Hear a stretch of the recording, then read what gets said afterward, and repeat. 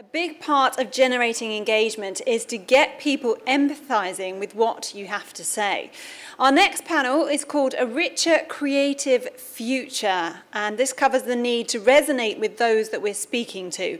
We now welcome award-winning writer and performer Roger Robinson and the panel to the stage. Hi everybody, you all right? Well, welcome to the panel. In true form, I'll tell you what I'll do and then I'll do it. First I'm going to introduce the panel. It's not going to be a long introduction. Then we're going to have opening statements, for want of a better word, with a kind of accent on diversity. And then we're going to go on and discuss. And hopefully we have some time for questions at the end. Is that cool? Okay, good. I'm glad you're all in agreement. On my far left, I have Ian Ritchie, who's the artistic director of the musical Brain. In the middle, we have Simeilia Hodge-Dallaway, who's founder of Artistic Directors of the Future. And we also have Anne Morrison, who is the chair of BAFTA, and I am Roger Robinson. So shall we start from this side? And just, yeah, so let's start with Anne, and Anne's opening statement. Okay, so I'm just going to talk a little bit about why diversity matters to me, and particularly... Hello, can you hear me? Great. A little bit about why diversity I think is so important, and particularly now, actually, and you know, particularly in regards to my role as chair of BAFTA. So for me, it's about the stories that get told in the world. I mean, I think diversity is important in any industry because we want fairness in all industries, but I think it matters particularly in the creative industries because, in a sense, these are the eyes through which we see the world. And these are the people who are deciding what gets reflected back to the rest of us in society. So making sure that we've got the widest number of stories being told, I think, is absolutely critical. And I think the other thing is that there's a danger that if we do nothing, that we'll get a narrowing demographic. Because we know that, I mean, I come particularly from the media, obviously, film, television, and games, but we know that it's so hard to get into these industries. There's a buyer's market. So people without the bank of mum and dad behind them really struggle because often there's an expectation people will work for free. They're precarious industries where it can be difficult to pay your rent from one month to the next, and unless you've got some kind of income behind you, it's really hard. So there's a danger that we just get the most privileged in rather than the most talented.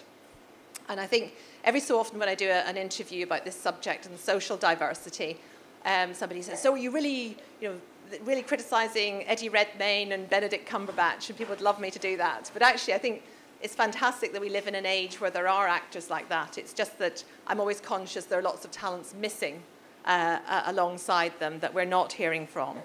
So, I mean, I started in television back in the 80s.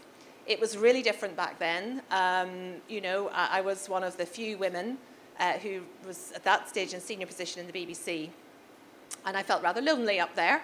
And it's gradually got a lot better, sometimes in actually leaps and bounds. So I think, back then, early 80s, people would tell racist, sexist jokes without remark. This wouldn't happen now. So in many ways, things have got a hell of a lot better.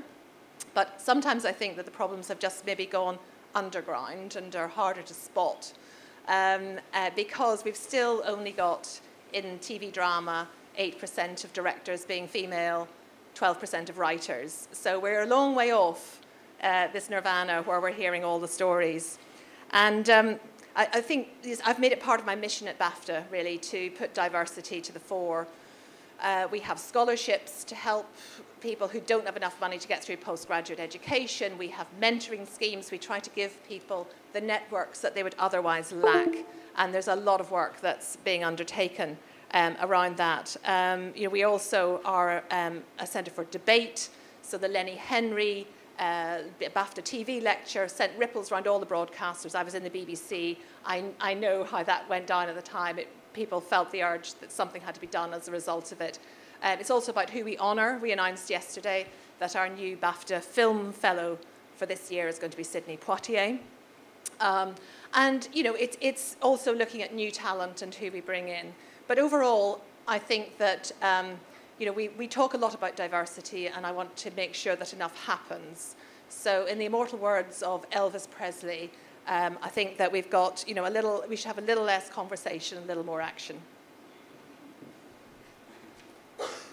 We're all on different mics here, aren't we? Hello, my name is Simeilia Hodge-Dallaway.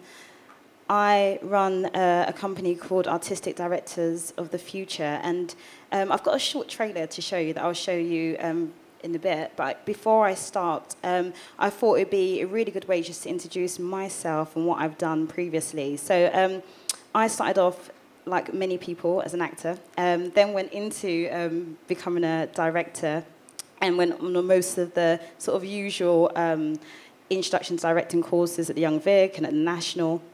And then I met Kwame Kwei-Armah, and I worked very closely with him. And it was his idea to set up an initiative called the Black Play Archive, of which he got me in to troubleshoot the idea and to manage it. So while I was at the National Theatre, I discovered over 400 plays written by Black British playwrights. Say discovered, but rediscovered, really, because they're already in existence.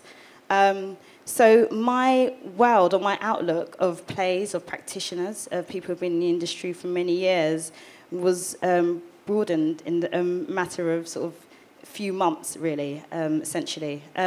So my work has always been a cross between the artistic side and the managerial side. So similar to what Anne was saying in terms of being the only woman in the company, I was usually the only person of colour in the offices.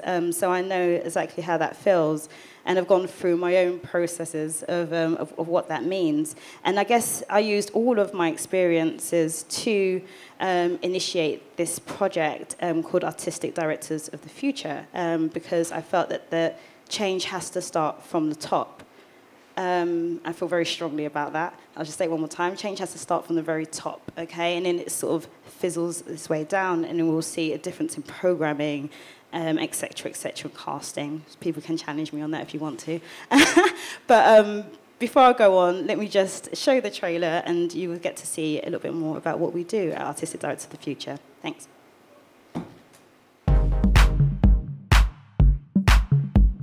So today is about change.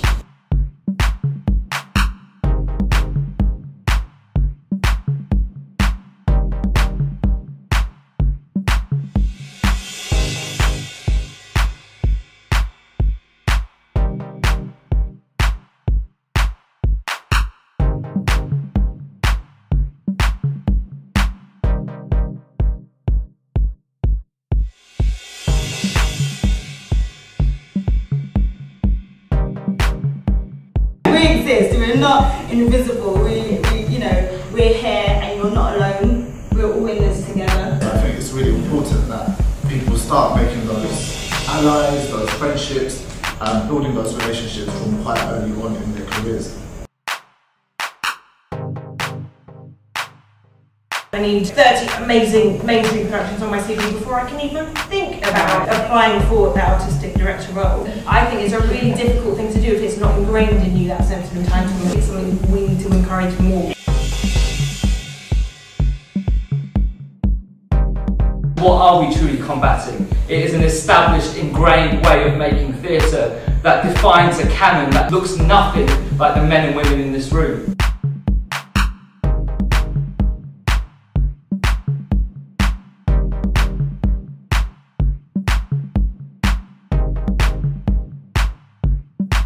We inherit all the good that has come before us.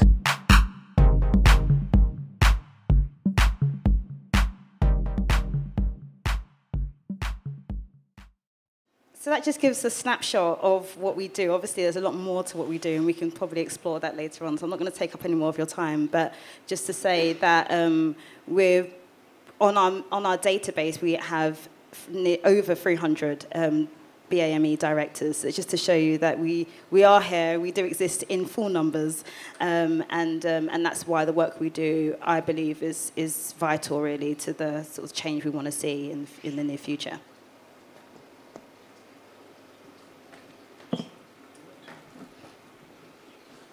Hello, my name's Ian Ritchie, and I'm wearing a number of hats these days, all connected in some way or another to curating and to being an artistic director of different projects.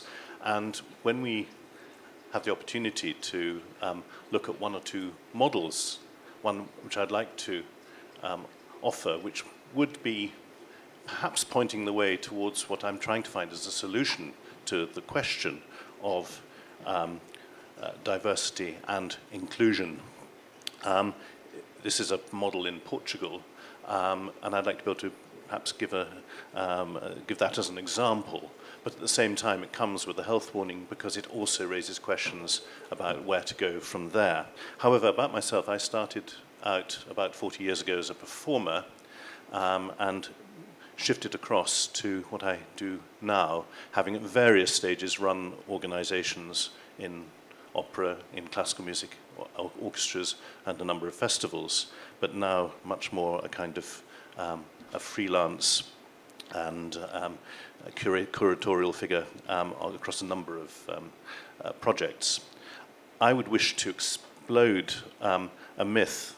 It's not a myth for any of us in this room, I'm absolutely sure, but it's something I often hear as a sort of fear, or indeed a warning that comes from colleagues certainly working in my sector, that somehow diversity means some kind of process that dilutes somehow or dumbs down what's going on artistically, or it's politically correct, or it's worthy at the expense of higher values of the art. I would go completely through 180 degrees, propose quite the opposite. And I find myself increasingly trying to make the creative case for diversity, not only in the who is involved, but also what is involved in the making of art, in the artistic processes, and the experiences of the audiences too, because fundamentally there is this absolutely inextricable, indivisible relationship between, in the creative process, between those that invent, those that perform, and those that experience it, and all three need to inform the other. And that's really at the heart of the argument. In addressing this question of the richer creative future, I would not want to rule out looking at some classical models, some historic ones, because what they have shown is that the use of technology, which is something that's been coming up a lot during the course of this conference, and yesterday much talked about, and a colleague of mine called Clarence Adu, it's through the use of technology that he's now becoming an engaged musician again. And I'd want to be able to try and convince everybody that this use of technology has actually been going since the invention of music itself, and in the practice of art itself, but in different ways. In the case of Clarence, of course, what it's enabled is this extraordinary human being who 20 years ago also happened coincidentally to be one, I think, of only 4 or 5 black professional musicians working in the orchestral field, but now paralyzed, but in possession of an instrument again that is enabling him to participate. And he's actually going to be one of the featured artists in the festival that I'm directing in Setúbal, in the centre of Portugal, in May. So I wouldn't mind at some point perhaps having the opportunity just to explain how that might work. No problem, no problem. That's just the introduction. Okay, now we have our opening statement. One of the first questions I want to introduce to the panel, and if you have an answer, I'm not going to point to anybody. If you have an answer, just talk about it. What do you think is the state of play in diversity from your professional fields? What you experience personally and also from your organization? Is it a mess? Is it improving? And if you have a chance, any best practice in England? Yeah, any best practice that you've seen from somebody else? So we don't want to start on a negative note, you know what I'm saying? But what is the state of play and how do you see it? Shall I have a go at that? I mean, it's a kind of a huge question. And actually, I think the truth is we're going in several different directions at once, if the truth be known. So, yes, I mean, I think that I'm a born optimist. So, and I think in a way one has to travel in optimism, because I think that's the way you create change, is actually believing that a change can be made and not getting into a state of despair about it. So, I mean, I think there's been huge changes, as I was referring to, just in the course of my career in the media, you know, over 30 years. You know, it's been a transformation, and we shouldn't take away from that, because I think if we do, we take away from all of the amazing work that lots of people have put into making it a more diverse industry than it was back then, and it surely feels different now. But at the same time, there are lots of threats to the future, as I was saying about narrowing demographics, being able to get a start. And so I think that we should never be complacent. And actually, sometimes we can kid ourselves there's been more progress than there really has. Because when you look at the statistics, it's not great, you know. I can look at the BAFTA nominations, for example, which in film, which we announced last week. And, you know, there are great things to be cheerful about there. Far more women nominated, you know, behind the scenes. Obviously, we have our actress nominations and so on. But actually, in terms of the crew, far more women nominated, and great parts for women. You know, you only have to look at Carol, and there've been a whole series, terrific parts written for women this year, often by women themselves. So lots of reasons to be cheerful, but also a worry that I have that actually we're kidding ourselves, we're making more progress than we really are, because the statistics are still pretty frightful.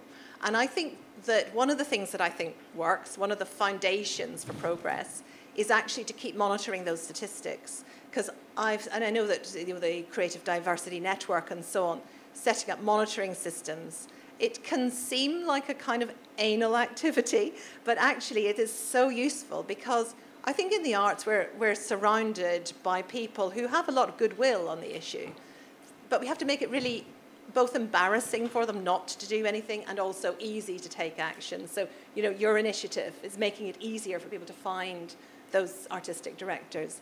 And I think that kind of thing, where we're actually slightly naming and shaming, but also making it easy to find the solutions, that combination is the good one. So kind of, if it can't be measured, it can't be managed type thing. And you think that naming and shaming, you think that works? I've seen it work. I'll tell you when I've seen it work. We did, when I was running the BBC Academy, training in the BBC, we had an initiative called Expert Women, where there was a brilliant study by a woman called Liz Howell, who's a professor at City University, who showed that on the news, there are sometimes, when she was measuring it back then, as many as 9 times more male experts than female experts. And nobody had kind of realised this, you know, because it had all been at the level of anecdote, and that could easily be countered. But actually, when she did a proper academic study, which demonstrated beyond doubt that this was the case, then the broadcasters, of which I was part at the time, they couldn't get off the hook anymore. They actually had to deal with the problem. So we set up a scheme which was media training, essentially, for academics, businesswomen, women who were incredibly well qualified to be on air, but just needing a bit of boost of confidence and some of the skills. And we had great success. And you listen to something like the Today programme now, it's actually had a major and long-term shift in the number of female experts. Yeah. I mean, I'd really like to come back to that shaming thing after we get through this, whether shaming can actually work in the context of a holistic approach to diversity. Simeilia, I mean, that's not a question I'm asking you about. You know, best practice. Where do you see it from now? You know. It's really tricky to answer, really. To be fair, from personally. I think that there are programs that exist. But I think that, sorry, I'm going to go slightly on a negative here, apologies. So soon in the day. But I think that the issue really is that the sustainability of these programs, and then where's the next step? So I think there's loads of introductory programs for emerging artists. But when you sort of go, well, what happens when you're mid-career then? Where do you go then? And I think that that's where they kind of drop the ball almost. So and this is from your particular industry, theatre, or just overall? I guess I can only talk from my own sort of personal experience. I'm sort of talking from my personal experience, and obviously it may be different in different mediums. So I'm no expert on that.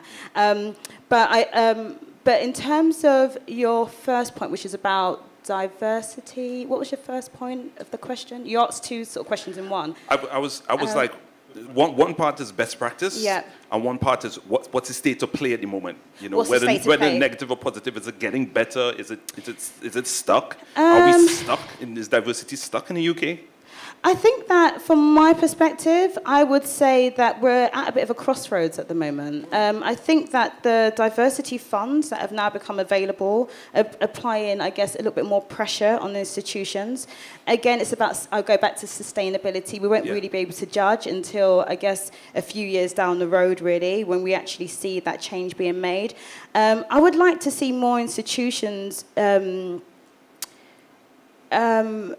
employ people on a permanent basis. I think loads of people are getting away from that tick boxing. I think you're going to go on to that soon, sorry. But it's about, instead of just saying, or actually, I mean, I've been employed numerous times to work in certain establishments. I'm not going to name and shame them today. Do what you want. Do what you want. But the issue that I have, it tends to be on a project-by-project basis, and it tends to be for particular projects. For sure. And so what happens then is that, for instance, I do loads of audience development work, predominantly on black plays, so to speak, because I have a connection, I believe, a strong connection with my community. However, when that play goes down, you know, it's a huge assumption, but I will make it anyway. I mean, a generalization, but I'll make it anyway, that most of those people that were contacted for that show were not contacted again for the next show. Black plays for black people. So I think that there is definitely, and again, this happens because, again, people are employed on a project-by-project basis, and as a freelancer, they're not employed as a permanent member of staff. And those that are, unfortunately, in terms of the statistics, show that they don't tend to be of a BAME background. Yeah. Well, I mean, the statistics are staggering. Staggering in theatre. Yeah. It's staggering in theatre, staggering in poetry, staggering in literature, staggering, you know, and the Arts Council is making all of this available now. You know, I actually can't believe how bad it actually is. I mean, Arts Council put a list of theatre companies that have less than 5% BAME, not just black, but minority ethnic. You know, and trust me, a lot of people could claim minority ethnic. So you know what I'm saying? So, and one is my particular theatre, the Royal and Dungate Theatre, where I live in Northampton. I'm not surprised. You know, it's right around the corner for me. I love theatre. I never go there. You know, and when I do go there, ultimately there's something that offends me, and I don't want to go back. And I'm like, whoa, okay, I'm not surprised that you are at the top of that list, Royal and Dungate, if you look in.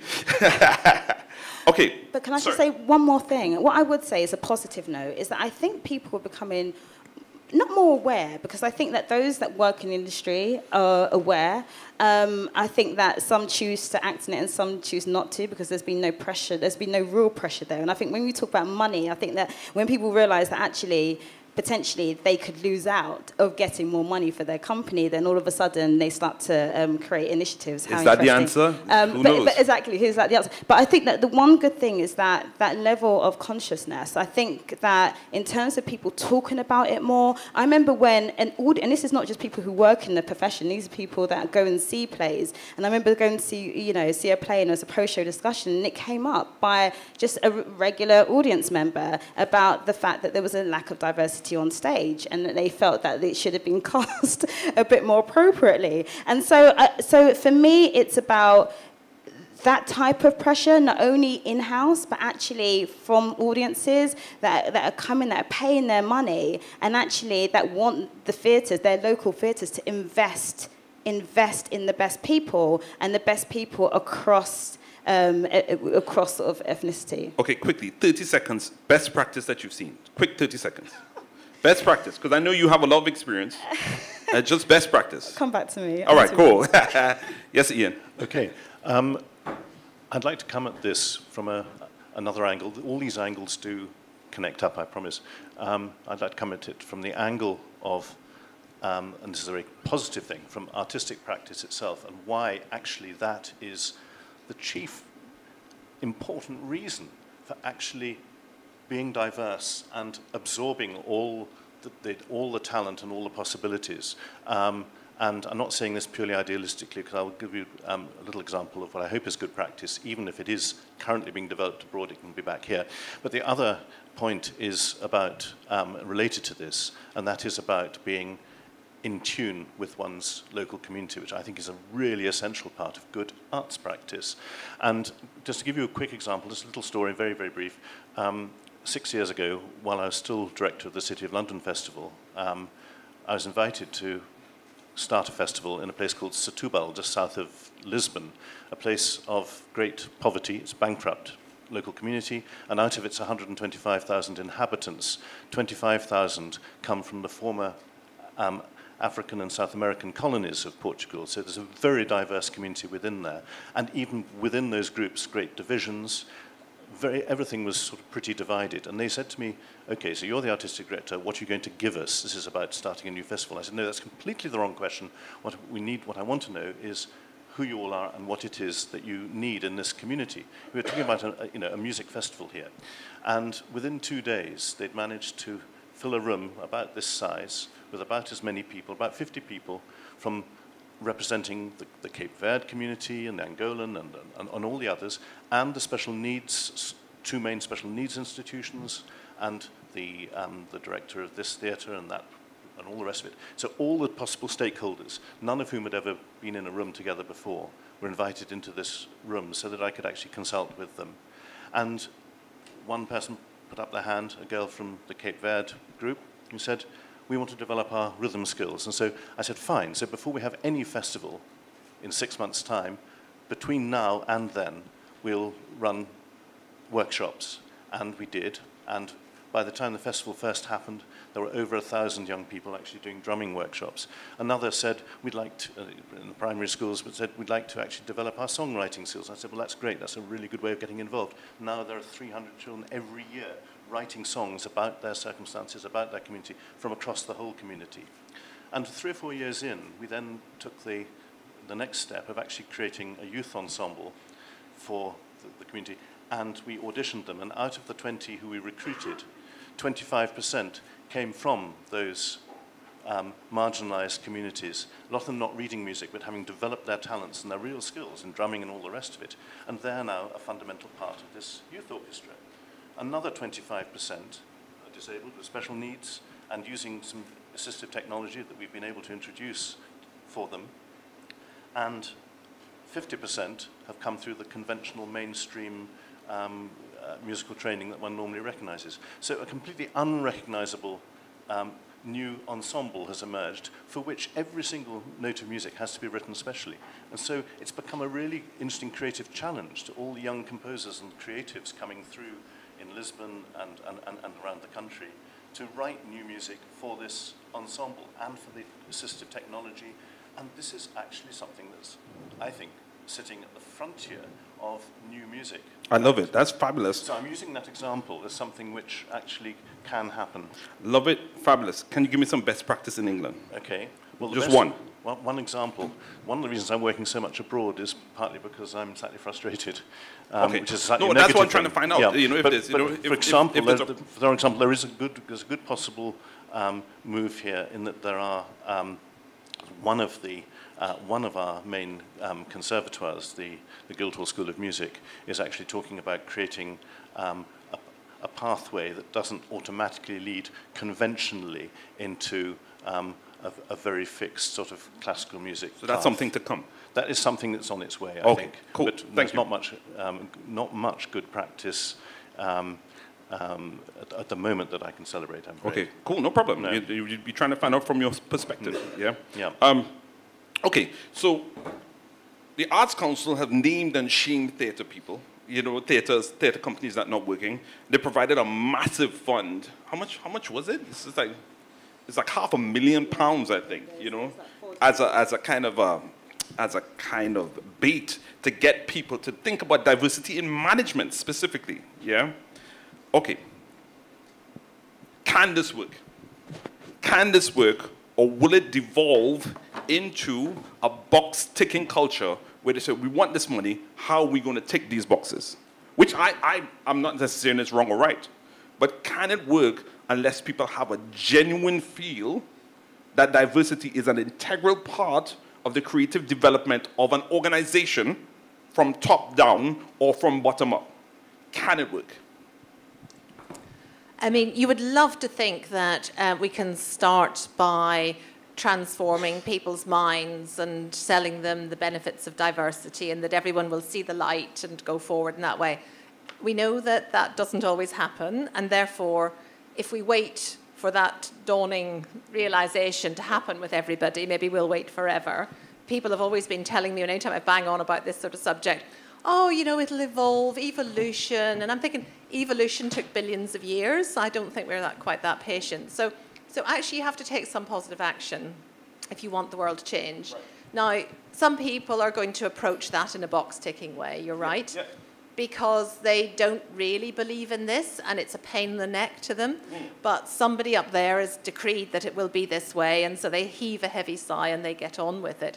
But actually, if that means that we get a more diverse bunch of people into the arts, into the media, great. Do you know, I mean, it's still probably going to have the same effect in terms of employment, in terms of actually what's created. Yes, it would be better if they believed it in their heart and soul, but that's unrealistic. So enough people, I think, will believe in it. There's a lot of people, I think, who are really well motivated around this subject, but want their bosses to get it a bit more, or, you know, want permission almost to go out and do it. And I think that those kind of big initiatives, the Arts Council, you've seen the BFI with its 3 ticks system as well. You know, all of these are, I think, really well intentioned, and I think they will have an impact on the ground. Again, as I say, I'm an optimist, but, you know, we've got to do something, and not everybody's going to be a convert. Thanks. I think, you know, that's a good point. You know what I'm saying? It's like something has to start somewhere. This thing I worry about, in answer to you, is that I've been around the arts for nearly 25 years now.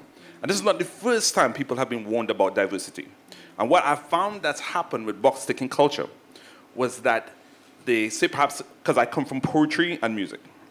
So an arts organization, which I will not name, have been warned about the diversity. And so in order to get the numbers up, they brought in a lot of black people, not to be in a magazine, not to work on staff, but to teach workshops in schools, which is a big thing for, you know, especially I could talk on behalf of BAME people. Often you're not brought in for any decision making. You're brought in to do the jobs that often they don't want to do themselves, you know, which is in all fields for black and minority ethnic people. What do you have to say? Yeah, I agree. They're non-threatening roles, aren't they, really? I mean... and often temporary. And often temporary. And so I think that, you know, I kind of agree with both points. I agree that something has to be done, and it's great that the Arts Council have taken it on in this way. I think it does need the backing from funding bodies. But I would argue, again, that it would be interesting when this pot of money goes, what remains. And I think that this funding is for management, by the way. This is not even... It's for producing as well, I believe, okay, yeah. So it's going to be interesting what comes out. And also, it's not just about creating new initiatives, I think. It's about really how do we kind of make sure that this is embedded in policies? How do we make sure that this is embedded in practice? And so I think that there's one thing about, it sounds like a lot of money, but essentially this will go very quickly. So I think in the next sort of 2 to 3 years almost, or actually I think they have to do like a 3-year plan. So let's give it 5 years, 5 to 8 years. Let's see what remains then. But I do think that there are those kind of potholes that they can sort of or sort of escape routes that they can take, really. So in terms of, do we say that, like you said, we tick that box if we have an intern? Do we tick that box because we have many more people in the education and department? Then, you know, of course, that's not going to work. And we know from history that usually when cuts are made, the first to go I heard this is the sort of the history of the BBC of people of BAME background. So let's be really real. So I agree with you. I think it has to be something that not necessarily just because you're pressured or forced to do something, well, you know that you can get something out of it financially, but also it has to really come from the heart, really. Ian, can box ticking culture work? I honestly think that the idea of the tick box is very problematic because it and also the particular fund that's been identified is in fact only for part of the picture. For me, this should be inseparable from the actual artistic practice and actually what is happening absolutely in the round. The danger otherwise is that one's addressing an element of it, the management. Well, producers, yes, that's in touch with the art as well. But actually, unless it absolutely goes right into the art and all the audience development, in the end, it's going to be a slightly unsustainable and possibly, potentially a cynical practice for some funds. And I think, therefore, the funding should really be attached to the bigger picture. And if I was running a funding body, I would actually penalise those or at least withdraw funding if the practice itself was not at every level in the art itself not actually carried out. I do feel that very strongly, in fact. Yeah, yeah. I think it's a difficult one. I don't know how to articulate this, but I'm going to try. In that, as soon as they they announced the diversity fund, even a little bit before that actually, as soon as there was a lot more media coverage about the statistics, how poor the statistics were in regards to staff employment in theatres, all of a sudden my emails was, I got inundated. I got calls. I got inundated, and I believe, and I'm still getting inundated with people. And the issue that I have, and it's not to say that, that I'm not in I don't want to work with particular people or anything like that. But I think the issue that I have is that it feels very tokenistic. And what happens is that I know that, and it's the way that I've been approached as well. It's like, give me some names, Simeilia, give me 5 names of some, black directors, and then we can just pit them on our, and I'm like, well, no. I mean, the issue that I have is that I believe that it's about partnership. And it goes back to what you're saying in terms of, is this just a tick boxing process, or is it more than that? And I think that you can always tell those who are committed to change, because the approach is a lot different from those who literally just want 5 names so they can kind of look good to the people that they're working with in their establishment. So it needs to be more than that, of course. It needs to be more than that. I do completely agree with that. I mean, it should be far more than that.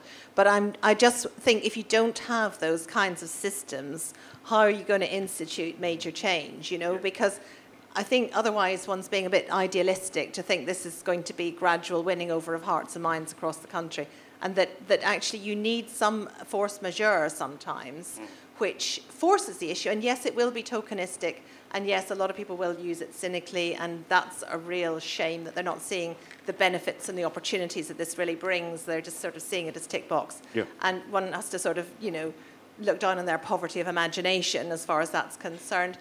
But actually, you probably still need them to do it. And it's interesting to me that, very often diversity debates get onto the issue of quotas and all the rest of it, and what one's position is on, that spectrum from kind of positive action right through to hard quotas. It's interesting to me that, the FTSE 100, where there was this campaign to get them to have 25% of women on their boards. Yeah.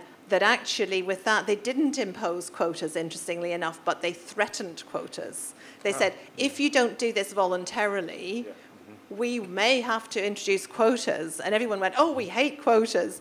And actually, they pretty much did it, and we reached the target. Yeah. So that was an interesting sort of lever. I just think if you sit back and hope that everyone's going to see the light, they won't.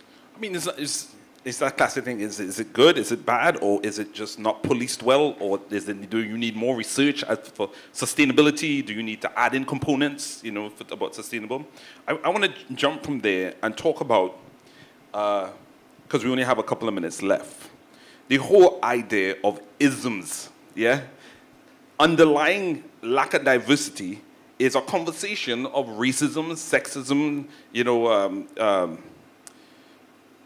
not paying attention to disability or differently abled, So underlying this is what exists as new definitions of these things. So I was having a conversation with someone recently, and it was saying that if somewhere like the University of East Anglia, if all the novels and major publishers are getting their talent from the University of East Anglia, and the University of East Anglia, then it's not particularly multicultural mixed. Is that racism? Is this superstructure a racist superstructure? Not a malicious racism, but a structure that exists that excludes a lot of people because they moved from University of East Anglia into the book companies. And there are many structures like that in England. Can we call this racism that prevents diversity? Can we call this sexism that prevents diversity? There's a similar thing that happens in theater. There's a similar thing that happens in TV. The Old Boys College Network, yeah? Talk on that. What's your opinion on that? I full-heartedly agree, and this has been my. I was working alongside Central School of Speech and Drama for a little while, and it's really interesting because they did a report on BME, it was called then, students' experiences, and which is outlined what we already know in terms of what gets taught at drama schools, and it goes further up really, and I'll talk about the education of people who work within theatres as well, because I think there's a bracket of work, there's a category of work that's called a risk, and that goes to a risk of. And that goes throughout. That goes a risk of a director, a risk of a... And we seem to, whenever we have a conversation at our ADF meetings, we host these development sessions in mainstream theatres across the UK. That word risk comes up time and time and time again whenever we talk about, okay, what are you doing in your theatres in terms of succession plans of diversity? Who's directing you on your main stages? Well, it's a bit of a risk if we go for somebody that's from sort of the ADF group, so to speak. So I think we need to eliminate those types of words, really, essentially. Also, I think that... So everything that comes everyone comes out of what's seen as acceptable work. So acceptable work would be, in terms of black work, would be August Wilson, would be James Baldwin. But everything that kind of lives outside of that will be deemed as a risk. So what tends to happen then is that time and time again, you're getting the same work, getting produced over and over again because it's seen as a safe bet. It seems as more digestible for audiences. So I think that in terms of the education, we need to be thinking about who's the next. If we're going to base it on August Wilson or Lorraine Hansberry or whoever, who are the next people in line? And we should be investing in those and seeing them as an asset and not a risk. Let me stop you there for a second because we have to kind of round it up. We have to kind of round it up. I'm going to leave that question from both of you, unless you have some burning you want to say. It's all right? It's okay. It's fine? Just a quick word, and that is that the word risk, you're absolutely right, I agree with everything you're saying, and actually the real point about risk is that actually you need risk in art. One must take risk. Yeah. And the fact that we have also used that word for other things like risk assessments and things you mustn't do makes it very confusing. And therefore we have to change our language. And to assess people who work in culture as risk is ridiculous. So many things we wanted to talk about. Diversity as a strength, that you can make more money, you can have more creative futures. People like New Wolsey Theatre, people like Bush Theatre, making diversity work economically and creatively. So many good examples. Wanted to talk about all types of stuff about when you put the call out there for diversified work, where is it and how can you find it? And who brokers it? That's what we wanted to talk about, but last we don't have time. If anybody has a burning question, we'll just answer that super quickly. If not, we're going to wrap it up. Yes?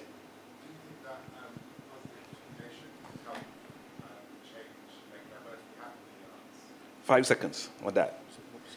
Can positive discrimination help? I mean, I think that I would describe positive action. I think if you're absolutely choosing somebody who is not as qualified, it builds resentment in probably an unhelpful way.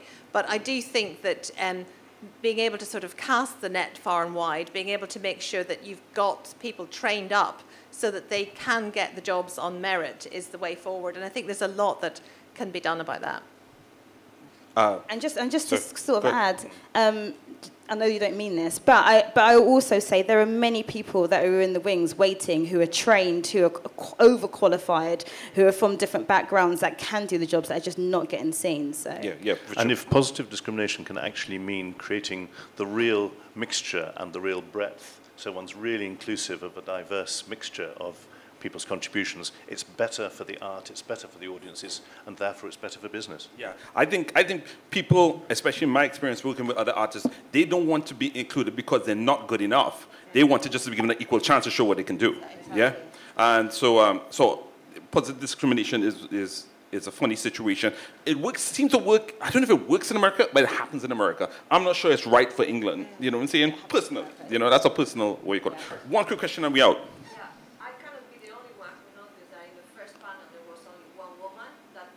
Right. 25% of the panelists were female. Yeah. In the second one, there was not a single woman. That makes 0%. Yeah. The puppeteer was male. Here we have 2. That makes you 50%. Yeah. But when I look at the audience, I've got the feeling that more than 50% of us are women. When I look at the organizer, I think that more than 50% of them are female as well. And I think it's related to what you were mentioning before, that women are not considered to be experts in the field. And it is what you just mentioned as well about we want to be able to show that we are good enough to be considered experts. So well, I'm not trying to beat up somebody who's trying to do something and bring up diversity. You know what I'm saying? But it's good to be observant. I like it. This is the diversity panel, and this is the only panel where women make 50% of the audience. We're going to get on that. Thank you very much, everybody. Good night. Thank you to my panel, Ian Ritchie, Simeilia Hodge-Dallaway, Anne Morrison. Give them a round of applause, please. Thanks.